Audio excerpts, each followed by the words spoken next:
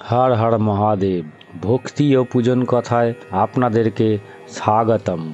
হিন্দু ধর্মে নানা শাস্ত্র, বিবিধ ধর্মমত, ধর্মপথও ভিন্ন। সংসার ধর্ম যেমন কঠিন তেমনি জটিল। এই সংসারে থেকে আমরা যাতে ভক্তি ও মুক্তির পথে পৌঁছতে পারি, তারই উদ্দেশ্যে ভক্তিমূলক ব্যাখ্যাগুলো আপনাদের কাছে সহজ বাংলা ভাষায় পৌঁছে দেওয়ার চেষ্টা করেছি। আমার এই আন্তরিক প্রয়াস দ্বারা সকলে উপকৃত হলে আমার চেষ্টা সার্থক বলে মনে করব।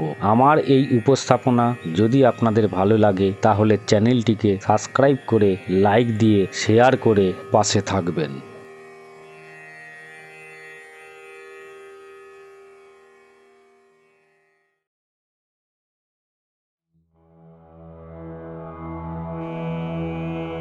শ্রীমদ্ ভগবদ্গীতার 2য় অধ্যায় সাংখ্যযোগ।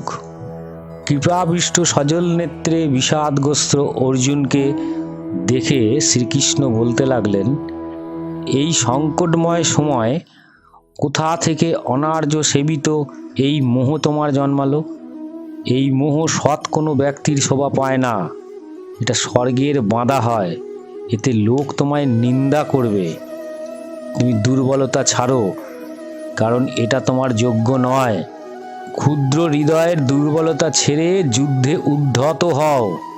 তখন অর্জুন শ্রীকৃষ্ণকে বলছেন, হে অরিসুদন, আমি কিভাবে পূজনীয় ভীম দ্রোণের সঙ্গে এই যুদ্ধ করব?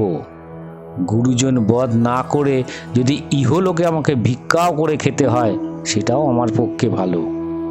অথচ এদেরকে আমি বধ করে ওই রক্তমাখা অর্থ আর রাজ্য ভোগ করতে পারবো না।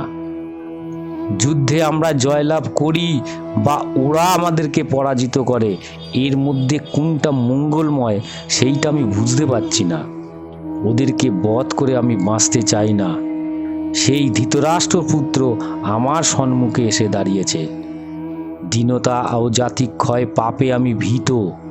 প্রকৃতির ধর্ম বিকার আমার চিত্ত বিকল।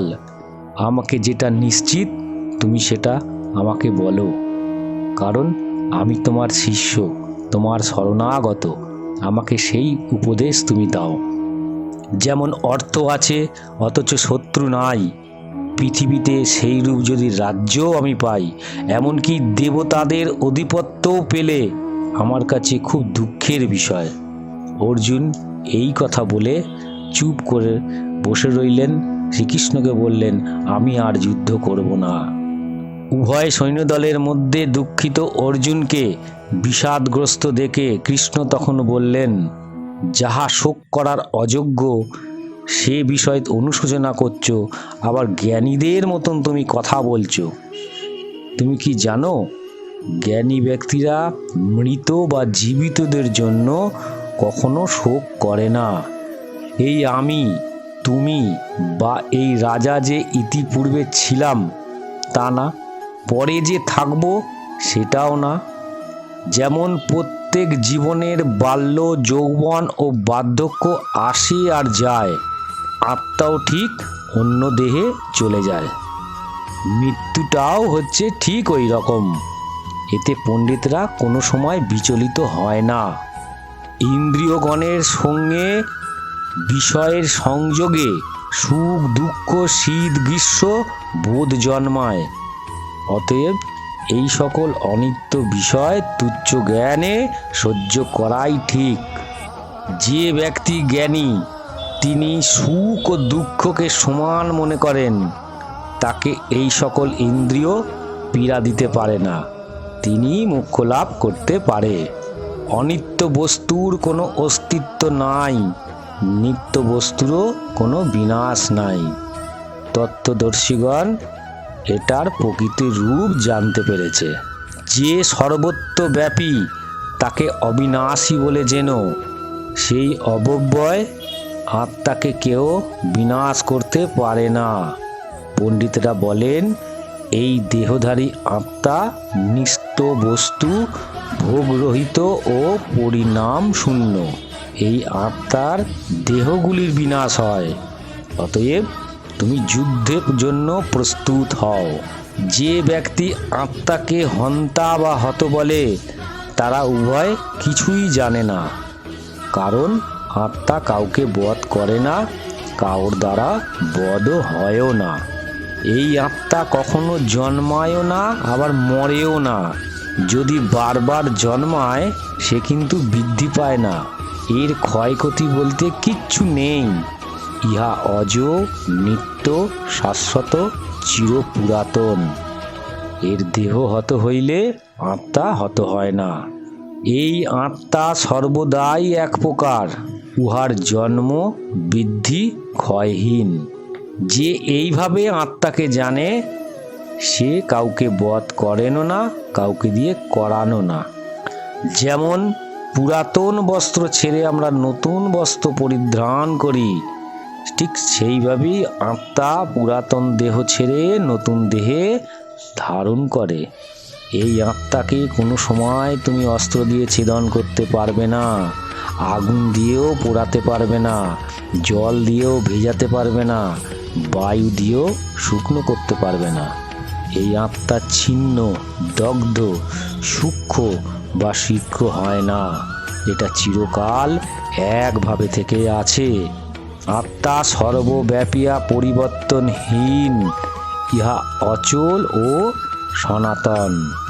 অতএব ইহাকে এই প্রকারে জেনে তুমি অনুশোচনা করো না।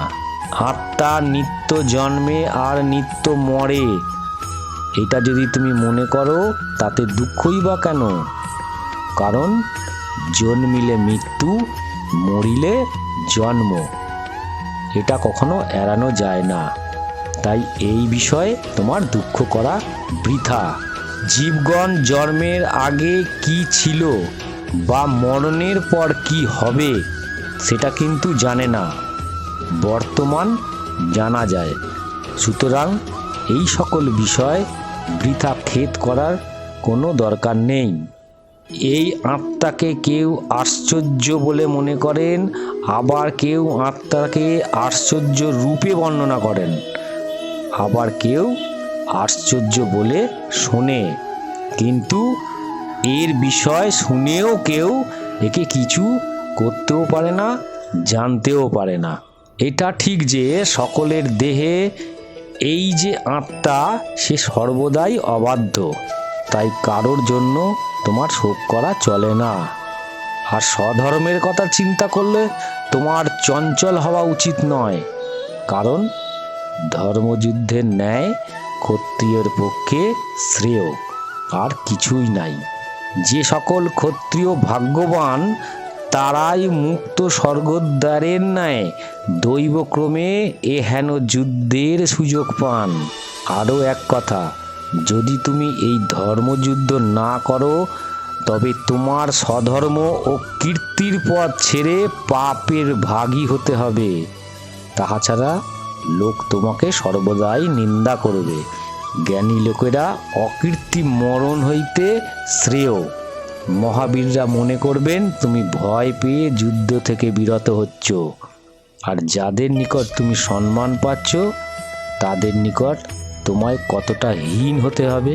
তোমার শত্রুরাও তোমাকে হীন বল ভেবে কত বাজে বাজে কথা বলবে, এ হতে দুঃখের বিষয় আর কি। যুদ্ধে দেহত্যাগ করলে স্বর্গলাভ, আর জয় করলে পৃথিবী ভোগ। অতএব যুদ্ধের জন্য মনকে ধীর করো। সুখ দুঃখ, লাভ ক্ষতি, জয় পরাজয় সমান ভেবে যুদ্ধ করো। ইহা করিতে তুমি পাপভোগ হবে না। সাংখ্যযোগ অর্থাৎ তত্ত্বজ্ঞানের উপদেশ তোমাকে বললাম। এবার কর্মযোগের বিষয় শোনো। তুমি কর্মবন্ধন হতে মুক্ত হতে পারবে। এই নিষ্কাম কর্ম করলে তা কখনো বিফল হয় না, তাতে কোনো পাপও হয় না। আর এই ধর্মের অল্পতা দ্বারাও মহাভয়কে পরিত্রাণ হয়। এই কর্মযোগে বুদ্ধি এক বিষয় স্থির থাকে, কিন্তু যার মন এক বিষয় স্থির নয় তাহার বুদ্ধি কামনাবশত নানা পথ ধরে। কতগুলি বিচারহীন লোক বেদের কর্মকাণ্ডের কথা মিষ্টি ভাষায় বলে। তাদের মতে এটা ছাড়া অন্য আর কোনো তত্ত্ব নাই। জন্ম, কর্ম, ফলপ্রদ, বহু ক্রিয়াযুক্ত ভোগ ঐশ্বর্য তাহারা সর্বদাই কামনা পরায়ণ ও স্বর্গকামী হয়। ইহাতে মুগ্ধ ভোগ ঐশ্বর্যের আসক্ত ব্যক্তির বুদ্ধি ঈশ্বরে স্থির থাকে না। কর্মকাণ্ড ও বেদের ক্রিয়া সকল ত্রিগুণাত্মক। তুমি সকল প্রকার কর্মের ফলের আশা ছেড়ে তত্ত্বসম্পন্ন হও। সুখ ও দুঃখের দ্বারা বিচলিত হইও না। কিভাবে কোন বস্তু পাবে ও রক্ষা করবে সেই চিন্তা ছেড়ে তুমি আত্মবান হও। জলে সর্বদেশ ডুবে গেলে তাহার তুলনায় কূপের ন্যায় সমস্ত বেদে তত্ত্বজ্ঞানের প্রয়োজন। কর্মে তোমার অধিকার আছে, কিন্তু কর্মফলে তোমার কখনো অধিকার নেই। তুমি কর্মফলের আশা ছাড়ো, তুমি কর্ম ত্যাগ করিও না। যুগস্থ হয়ে ফলের কামনা ছেড়ে ফলাফলের সমজ্ঞানে তুমি কর্ম করে যাও। সর্ব অবস্থায় মনকে এইরূপ রাখতে পারলে তাকে যোগ বলা হয়। এই বুদ্ধি যোগ হতে কাম্য কর্ম হয়। তুমি বুদ্ধি যোগের আশ্রয় নাও। ফলকামী কৃপণ অর্থাৎ অতি হেয়। ফলাফলের সমান বুদ্ধি জন্মেলে জ্ঞানী এই জন্মেই পাপ ও পুণ্য দুটোকে ছেড়ে যেতে পারে। যোগযুক্ত হও। উক্ত কর্মের কৌশলের যোগ। মনীষীরা কর্মফল ত্যাগ করে সংসার বন্ধন হতে মুক্ত হয়ে মোক্ষ লাভ করে। যখন তোমার বুদ্ধি মোহরূপ পাপ হতে উত্তীর্ণ হবে, তখনই তুমি শ্রোতব্য ও শত কর্মফলের বৈরাগ্য নির্বেদ প্রাপ্ত হবে। নানা রূপ লৌকিক ও বৈদিক কর্মফলের কথা শুনে তোমার বুদ্ধি বিক্ষিপ্ত হয়ে যাচ্ছে। যখন তোমার এই বুদ্ধি নিশ্চল হয়ে সমাধিতে অচল অবস্থা করিবে, তখন তুমি যোগযুক্ত হবে। তখন অর্জুন বলছে, হে কেশব, ব্রহ্মজ্ঞানী যোগের লক্ষণ কি? কিভাবে কথা বলে, আর কিভাবেই বা বসেন, বা কিভাবেই বা সে চলাফেরা করে?